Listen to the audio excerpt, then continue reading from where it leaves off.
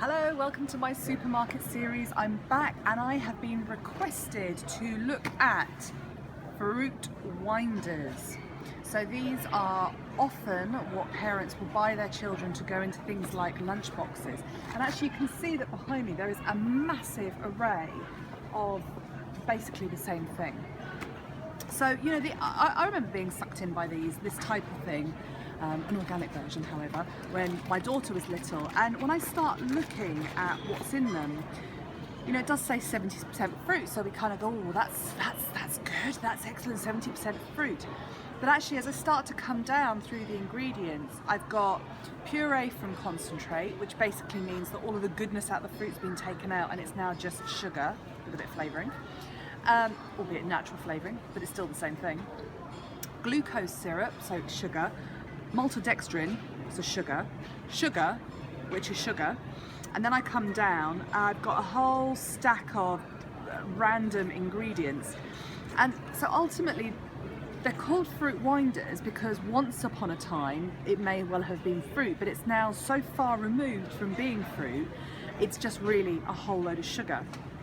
So it's telling me that there's 17 grams each one of these rolls, and 17 grams gives 70 calories, which is actually quite a lot because these are not filling things, these are just little snacks, right? So when you're thinking about kids, you can actually give 70 calories, could be like a whole apple, or you know, there's other ways that you can really support your child to get better nutrition.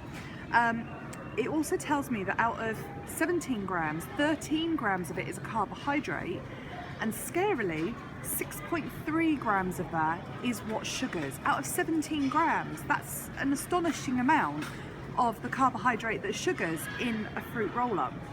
So actually, you know, I'm not saying that these are horrendous. Yes, there's a lot of sugar in them, but I'm not saying that these aren't there are better options for a snack.